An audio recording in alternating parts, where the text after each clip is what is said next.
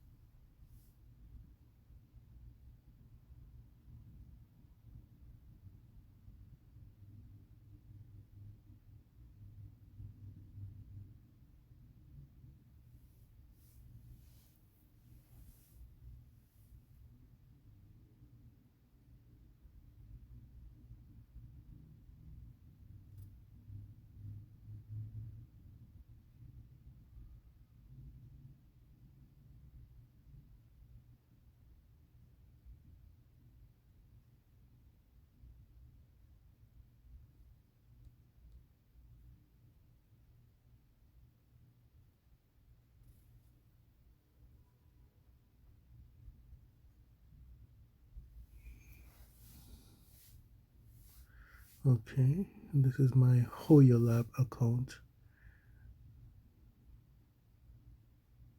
As you can see, 1032 days active, 989 achievements, 57 characters.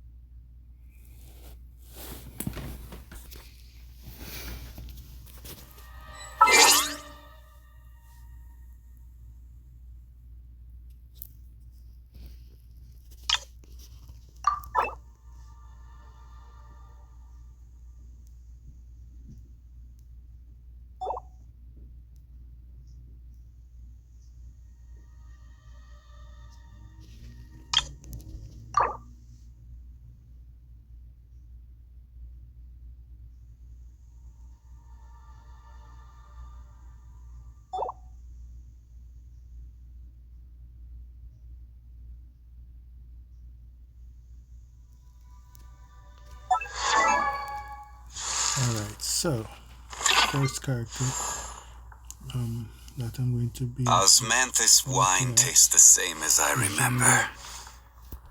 But where are those who share the memory? So yeah, this is my Zhongli.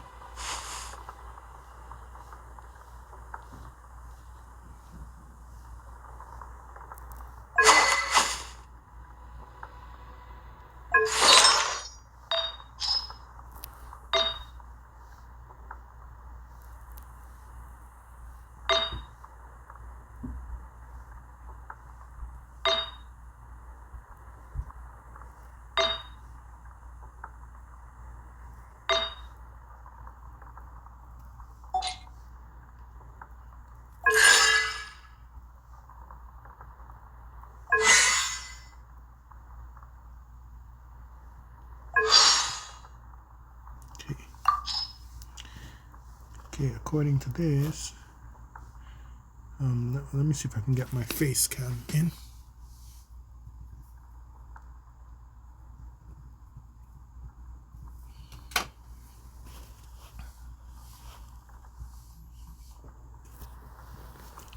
Alright, let's see here. Character details. In Leeway's traditional customs, receiving adepti and sending adepti off are equally important. The huts of the Wangcheng funeral parlor, who have been in this business for 77 generations, are the masters of handling funerals. However, Hu Tao, the current owner of Wangcheng funeral parlor, primarily focuses on the art of sending mortals on their way. For the various ceremonies for sending adepti off, Hu Tao usually employs the help of a friend in more or less the same business. That person's name is Zhongli. The adepti have been with Liwei for millennia, but only a handful have ascended in the past 3,000 years, which means that everything regarding the traditions now only exists in text. This is not something one would likely witness twice in their entire lifetime. Not even the most popular and learned of researchers or scholars could find one fault in ancient funeral parlor ceremonies for sending adepti off. Everything must be perfect, from the costumes, the time, the place, the items, the weather, the scheduled length, the size of the permitted audience, to the stature, profession, and age of said audience. Nothing can be overlooked. When folk describe Zhongli as living history, the latter usually only smiles and sighs. I just have a good memory. Well, we know that Zhongli is an archon, so he shouldn't be outside of his power to know how to send off adepti. The mere thought of gods and the servants of gods dying is very, very eye-opening, to say the least. Let's see, what can we decipher from what was said here? They said that receiving adepti and sending adepti off are equally important. So it's more or less like being born and dying are very important, and also how the adepti are received by the people and the gods, and also how and other adepti and how their funerals are is also equally important, is what I got from that. Let's see. That is what JJL has gotten from that piece of information. Let's see. So they said that the business has been in there for 77 years, 77 generations. Sorry, not years. So that's a very long time.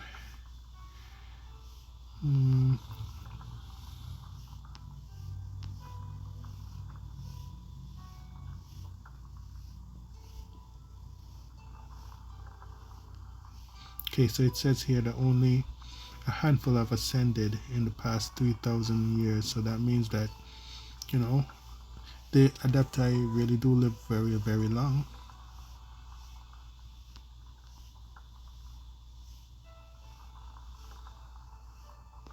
I wonder, was it Zhongli who approached the Wangchen funeral parlor and asked to be employed, or the people who were involved with the funeral parlor saw Zhongli and were like, okay, and he seems to be very, very knowledgeable about history, and we should employ him. So I don't know if that's what the people at Wansheng funeral parlor were thinking within this game's lore. Yeah. Alright, so it says here that in Leeway, if a person pays great attention to details and has superable criteria by which they judge certain matters, then they are called particular. In truth, everyone is particular about something. Some people hate spicy food, like me. Others don't eat fish. I eat fish. And some want their tofu served sweet.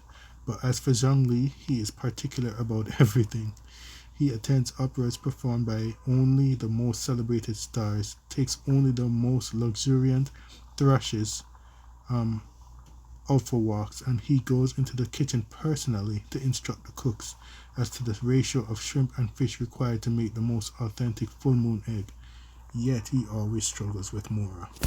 By the way, his name is Morax and he created Mora, so. Zhongli has expertise in all manner of things from fashion, yes, we can see his fashion is amazing, to daily essentials, to fine wines and delicacies, to teas and spices, and to flora and fauna. He is also more than capable of participating in discussions on commerce, politics, and international relations. He's lived a very, very long life, so he knows a lot. But on a typical day, all you will glean from him is a few pieces of useless trivia because he particularly enjoys sharing these fun tidbits with you. Character story 2. When making a purchase, look to haggle. This is a common understanding among the people of Liwe. No matter what high heavens the store owner praises their product to, no matter its ancient history or classical value, prices are always flexible. Half the stated cost is a good place to start. I remember there was this particular event where I think I may have the event details a little bit wrong because it's been a while, but I remember that Ningguan, we were like, she was negotiating prices or something or the other, and because based on certain factors. So that's something I remember. It says here, but when Zhongli pays up, or rather calls for someone else to pay up on his behalf, he never looks at the price tag. As long as it catches his eye, Zhongli will pay as much as the owner asks. Indeed, he will even buy it at a premium sometimes. But for some reason, Zhongli always forgets to bring money. For small purchases, he has friends to help him out, and large bills he somehow finds ways to have written off. To those merchants who secretly pride themselves on their powers of flattery, Zhongli is a man of strange proclivities. In truth, he knows a great deal about the value of money and finance, and he also understands the suffering of the people. However, he seems to not understand that poverty is part of the human condition. Oh my. Or perhaps it might be said that he cannot imagine himself being poor. How has such a person not died of hunger yet? Well, we already know Zhongli is a god, which begs the question: are gods, if a god in this game, if an archon doesn't eat, is he still immortal? He or she, is he or she still immortal, or will he or she die of not eating? Character story 3. There is no way. Okay, well, they kind of just answered the question. Character story 3. There is no way Zhongli can starve. Such concerns as profit and loss are beneath his notice. The seven nations and the world itself are where his efforts are directed. As for wealth, he is wealth itself. He is Morax, the overlord Rex Lapis, who rules Liyue and the Geo-Archon of the seven Archons. I like this character story. The very money that circulates throughout Tevat, Mora, is named after him. So the very money that circulates Tevat is named after him. When night falls and bustling Liyue begins to slumber, he will sometimes stand atop the towering mountains and gaze upon this city, which he made with his own hands. To the people of Liyue, Rex Lapis has many divine titles. When he laid down Liyue's laws by his divine might, he was the god of contracts. When he minted the first Mora and made Liyue strong by dint of commerce, the merchants revered him as the god of commerce. He has lived through countless years and is the eldest of the seven, and so historians call him the god of history. Thousands of years ago, the forebears of the citizens of Liyue Harbor struck stones together and to start fires and used piled stones to create stoves. These blessings derived from the Geo element led the Geo Archon to gain the title of God of the Stove. People from other lands tend to call him Morax, though the people of Liyue prefer to use the term Rex Lapis. But in the hearts of lovers of opera and children, Morax's onstage aspect, the all-conquering defender of Liyue, the warrior god, is the most fascinating. the delicacies that Rex Lapis discovered while lost in the streets, the plaques inscribed with his handwriting, a famous opera that he once starred in, playing the part of a warrior. Many stories and tales of Liyue are, when studied closely, stories of people visited by their deity at some point, and the citizens of Liyue are most proud indeed of that history. This is that's a very deep history, and I would be proud of that history too, to be honest. Wow. Just wow. Let's see. Character story 4. As the founder of Liyue Harbor, contracts are the most important thing to Morax, from simple monetary exchange and agreements between merchants to the ancient laws that Morax himself laid down. There's no part of city life untouched by contracts. To merchants, contracts are the most important standard to which they hold themselves. Deadlines, invoices, shipping, destinations. Only a refined and strict order can sustain vibrant commerce, which is itself the lifeblood of Liyue Harbor. Thus, the Qixing punish violators of such laws unceasingly, not only to uphold the divine rulings of Morax, but also to allow Liyue to maintain its vitality. Through the millennia, every generation of the Liyue Qixing commits to interpreting the law, including subtle amendments to plug loopholes found in the law. Any loopholes that remained undiscovered are seen by the merchants as permissible if unaddressed, and they make killings of such holes until they are discovered and patched up by the Liyue Qixing. Amid this game of cat and mouse, the book that collates such amendments has reached a whopping 279 pages thick. The person currently responsible for maintaining this book, the Tianhuan Ningguan, is secretly and humorously referred to as the Tailor of Liyue, in honor of her speed in patching these laws up and for her sharpness of eye. But no matter how complicated or tangled mortal laws become, one of these stand above all others in the eyes of Rex Lapis, the one who reneges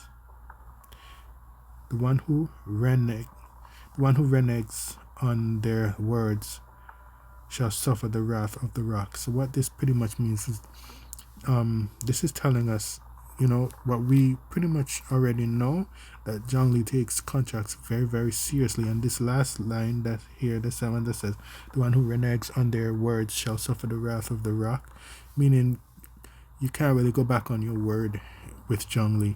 And I remember there was a particular story, quest, with Zhongli, where I think it was the salt, the one where there was like a lot of salt involved and stuff, and I think it was the explorer tried to go back on his word, or was it the other way around? But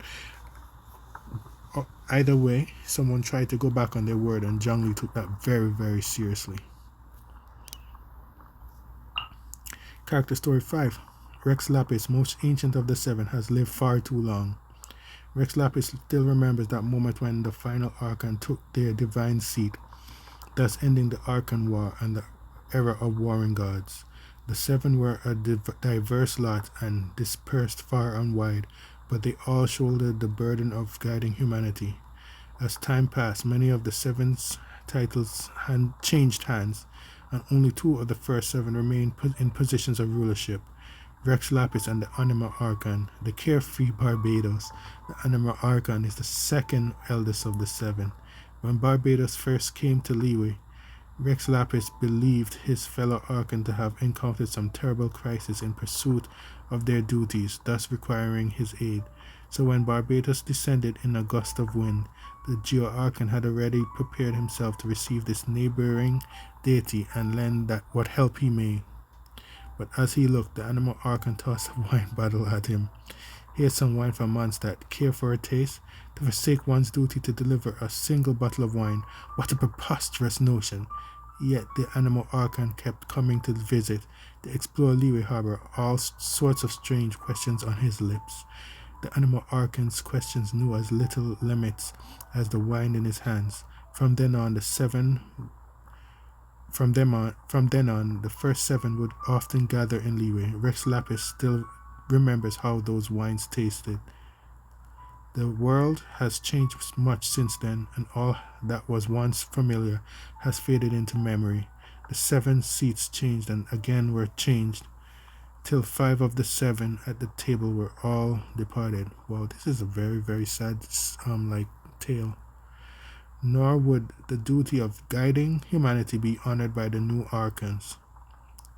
Even the hardest rocks may be worn down after 3,000 years, nor would the wind ever return again. One drizzly day, the ancient ruler was strolling about Leeward Harbor and overheard a merchant telling one of his workers, "You finish your duties. Go ahead and call it a day."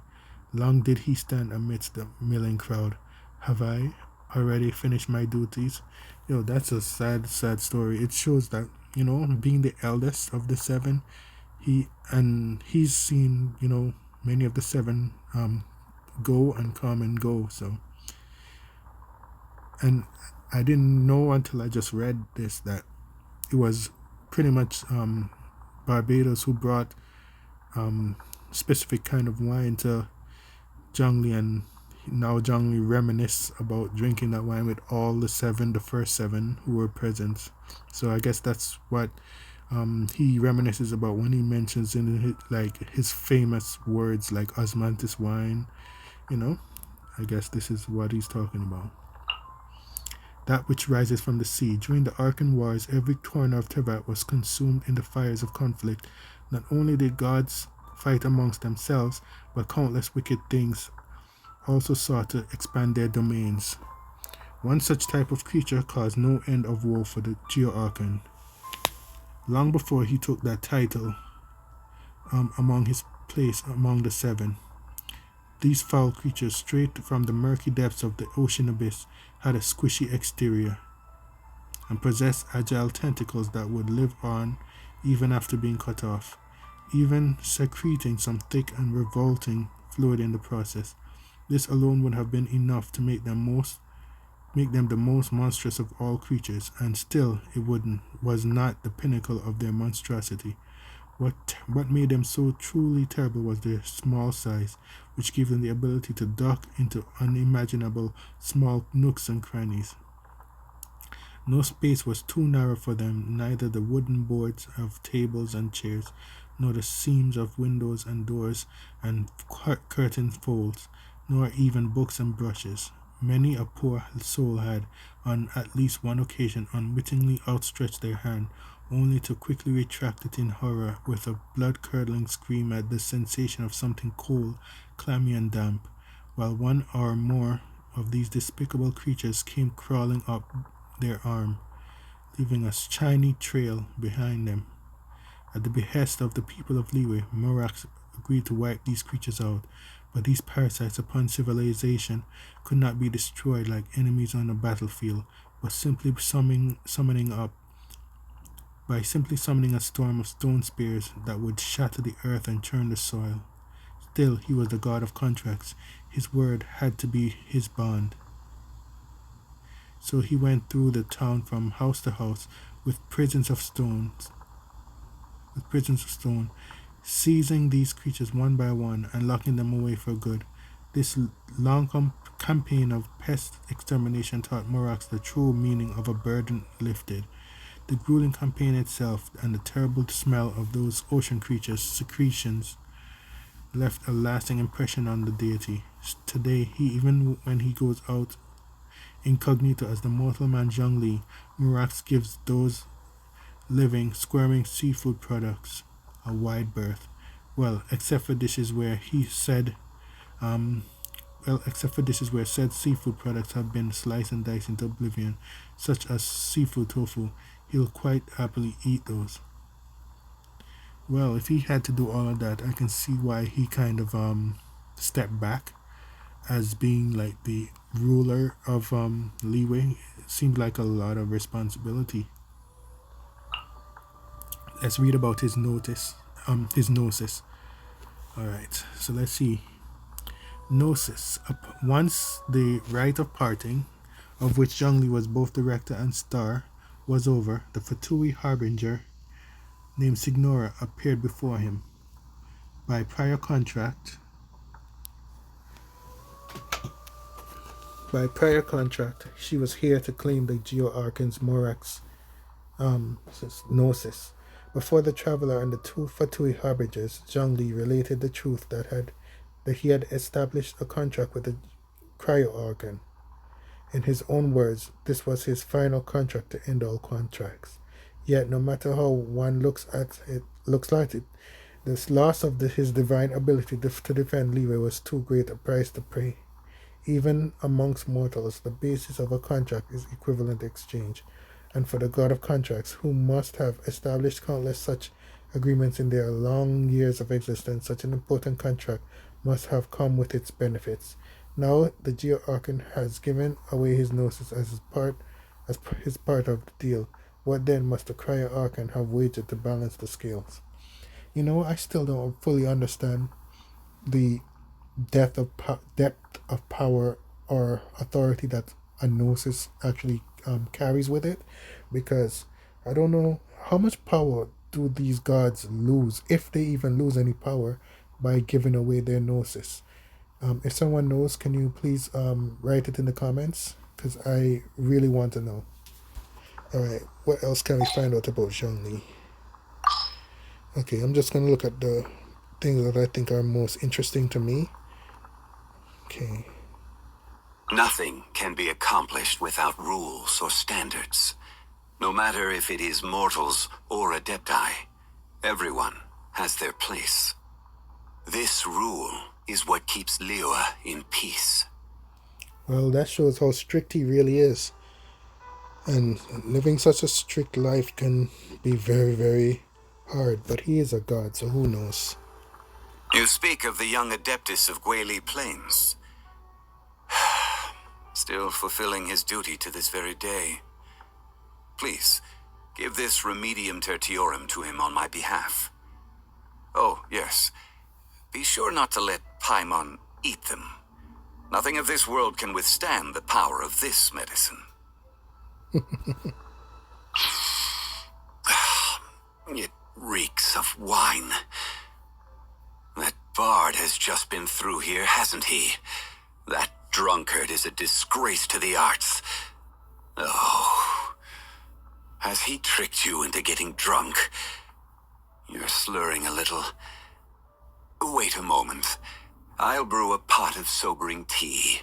It'll be ready in only 6 hours, so just wait a moment. That rascal from Snezhnaya has yet to depart from Liyue. No matter. Just let me know if he gives you any trouble. I shall deal with the matter swiftly. Yo, a full-on battle between Tartaglia and Zhongli would have been so interesting. Although we know Zhongli would definitely win, probably very easily. The actual confrontation between them would have been interesting to me. It's said that Child and his reputation have yet again stirred up waves among the inner ranks of the Fatui. Knowing his type, he will be sure to swiftly depose anyone who dares to challenge his actions.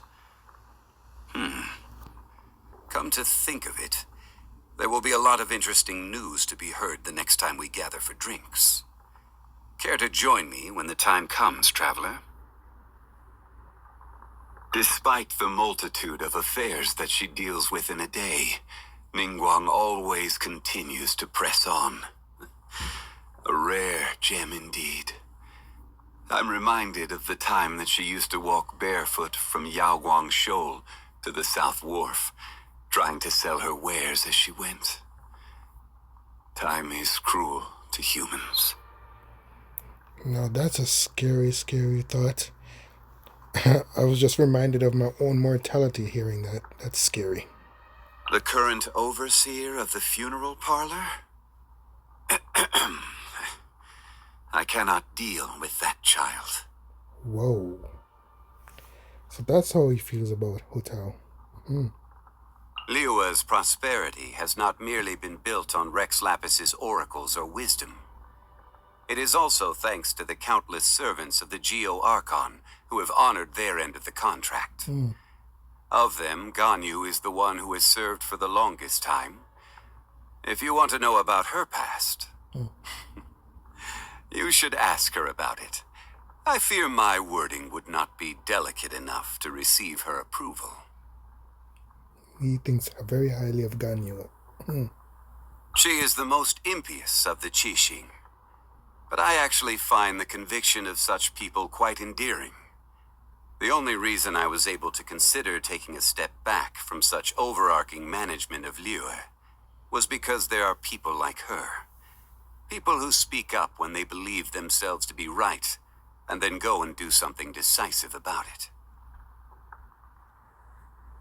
Time tempers all volition, yet she would give up everyone for her beliefs.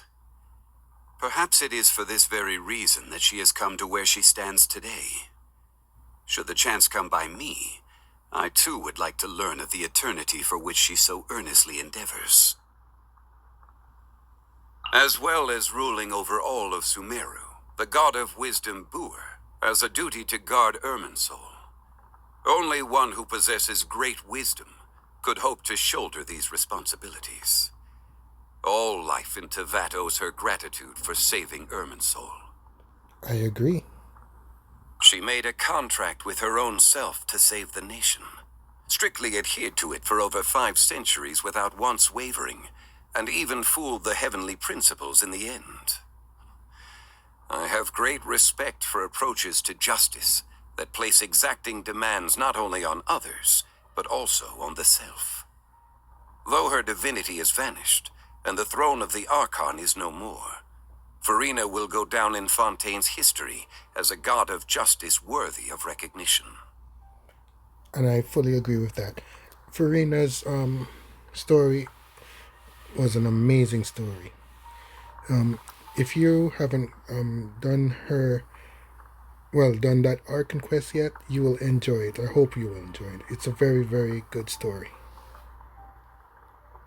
Why is it that once you finally get a break, rather than taking a rest, you instead come to me? Is it that you want to hear one of my stories? Yes. Have you heard of the origin of the Black Cliff Forge? In the past, they would mine the ore veins of Mount Tianhong, and then replace the cavities with factory equipment. Tunnels run in all directions throughout the mountain. Some even run to the ruins, deep within the earth. I doubt there is a person today who could map out all the tunnels. Have you heard of the origins of the Lantern Rite? In a war long ago, the people of Liyue would release lanterns to remind their soldiers of the way home, and to never lose sight of themselves. Though, in this day and age, I doubt there are any that remember. The god of contracts. Have you heard of him? He's you. He has an impressive memory. Mm-hmm. He remembers the name of every person he comes across, and the date that every ship built in Liyue set sail. After all, only in being able to do so can he memorize all of the contracts he holds. With that said, not every memory is a happy one. That must be very hard on Zhongli. For those that live too long, the friends of days gone by and scenes from their adventures live on in their memories. As such, I have no regrets in meeting you, friend. Thank you. Should the day ever come that we are not together, you will continue to shine like gold in my memories. That's actually kind of sad when you really think about it. I enjoy partaking in walks through the city, when time permits. I find it very calming. Yes. Just when did this feeling begin? To get people to abide by a contract and act in accordance with the guidelines set out within is simply to ask them to respect the concept of fairness. It is not a large request. How are there those who still do not understand such simplicity? Happy birthday. This is a dried glaze lily that came into bloom on the day of your birth. Long ago, the people of Liyue would say that this flower blooms bearing the weight of the beautiful memories and prayers of the land. I believe this to have applied on the day you were born as well. It seems my strength is returning. Not a lot, but enough. My power is growing, and so with it grows the burden on my body. I'm okay. My structure is not the same as that of normal people. Please, do not worry yourself. So my question is, now that he has given up his gnosis, can he actually go back to being as strong as he was when he had the gnosis, or is that all something of the past that only he can reminisce about? I see. Using a vision harnesses elements. As far as the common folk are concerned, this is no small feat. So, back then, they were aware of this as they stood beside me.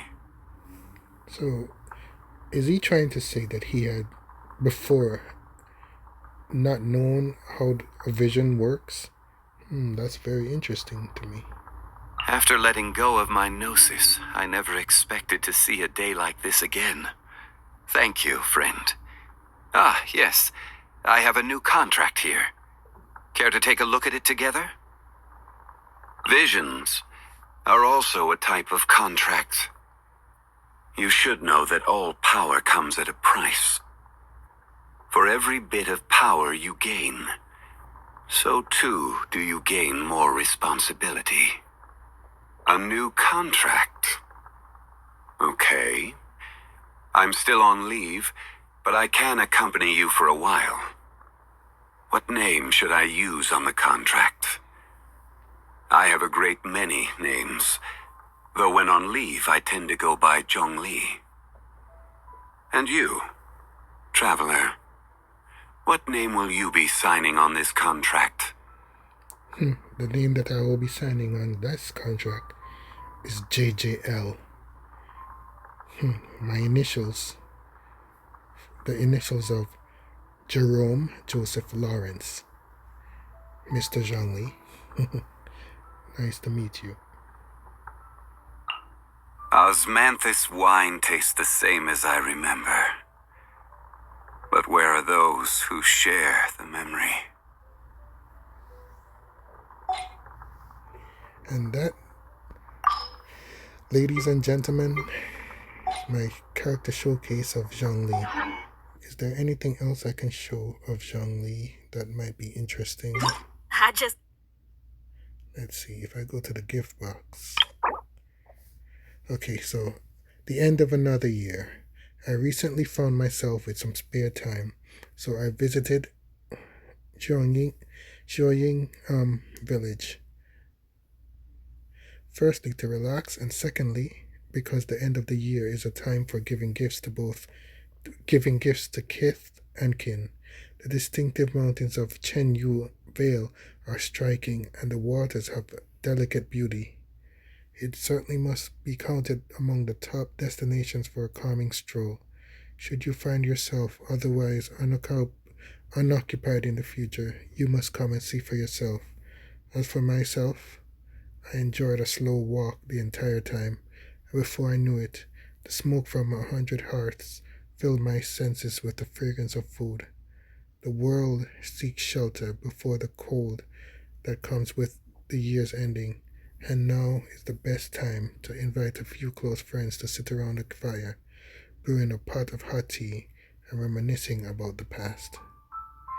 A mouthful of winter tea can stave off the cold and chills and restore one's vitality. Yet these tea leaves are quite fragile and cannot withstand the bumps and jolts of a long journey. I shall keep them for now, and we may brew them after you have arrived.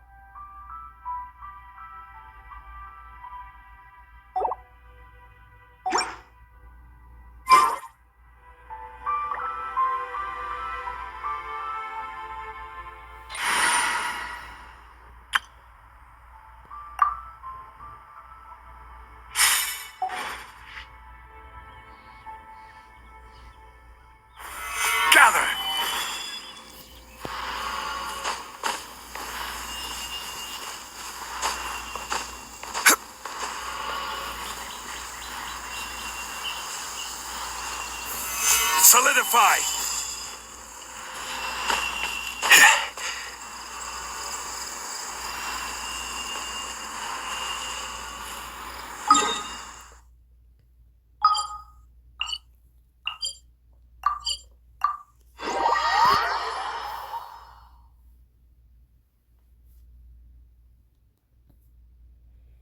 What time is it?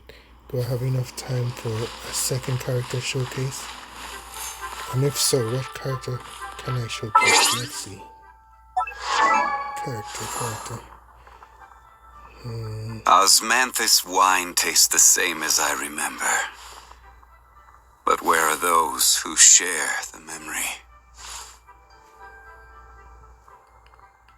Usually, what I'm going to do for the most of the character showcases is I'll try to get at least their friendship level to 6, so we can read all the everything about the character in the profile and look at some of the most important things that I think they say, and also just a showcase of the character, my character as well, just so that you can see how strong the builds that I've done for them so far. By the way, if you want to know some interesting notes, so the English voice actor for Zhongli, his name is Keith Silverstein. Very, very talented, amazing person. Based on what I've seen online, on his, like, on YouTube. I don't know any of these people personally, to be honest with you. I don't know anyone. I'm just a regular player, and I'm just as interested in, like, watching, like, their interviews and things like that, just to see the people behind the voices and the game and everything. They're amazing, based on what I've seen on YouTube. Maybe one day I'll be able to go to, like, a con and meet these people. Maybe one day, if they do go to cons.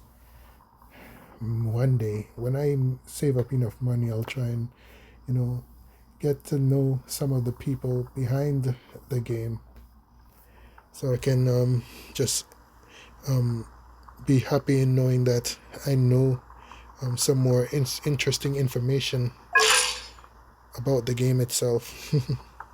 Because, like, I just really like the lore and everything about it. Let's see, which other character can I quickly open? Okay, I'm gonna do a character, what do you call it? Character showcase, but like a preview. I just got there, either it was yesterday or the day before, I don't remember. So I can't do a full character showcase about her, because you see she's right now, I only have a level 50. I have that sword for her. Artifacts haven't even been like leveled or anything. No constellation. Talents are very low. And story wise, since I haven't gotten a friendship level up to 6, I only have that one open. So I'ma just wait until I can increase the friendship level on the regular level as well. So this might be a very good character to showcase. But as for, like, the next character that I'm going to showcase in a different video, probably be another character that I've actually fully maxed out as far as friendship level goes.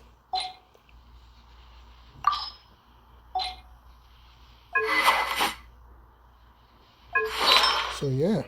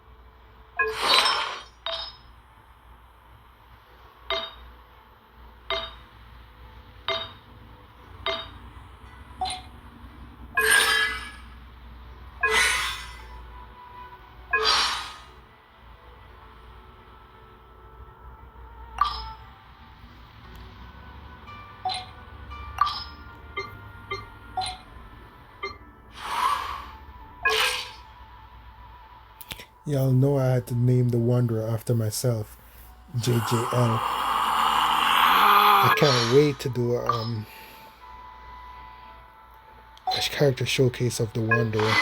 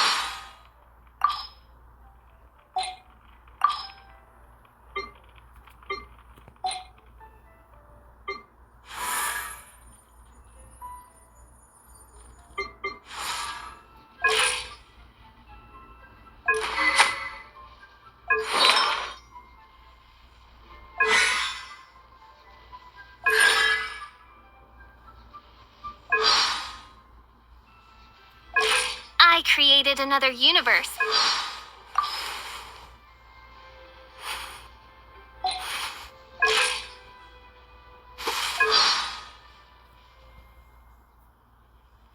Don't you guys just love Fischl's voice and also um, Oz's Oz's voice? The voice actors did an amazing job. Both the voice actors did amazing jobs. I'm not gonna lie.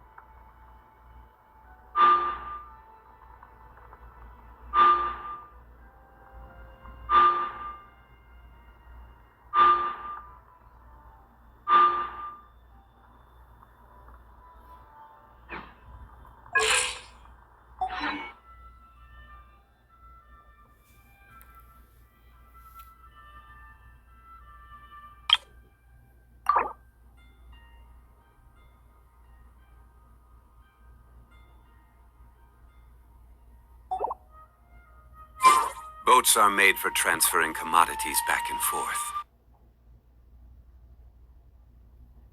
And those that come across Liyue tend to stay a while. So it is where many things come to settle. Your luck betting on Jade?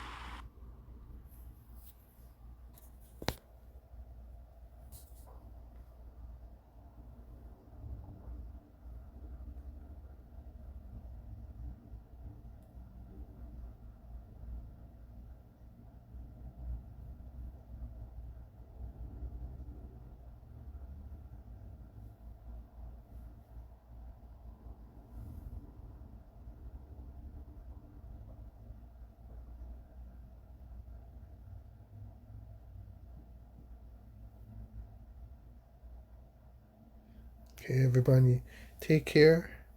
Have a great day. Remember to like and subscribe. Jerome Joseph Lawrence, JJL out.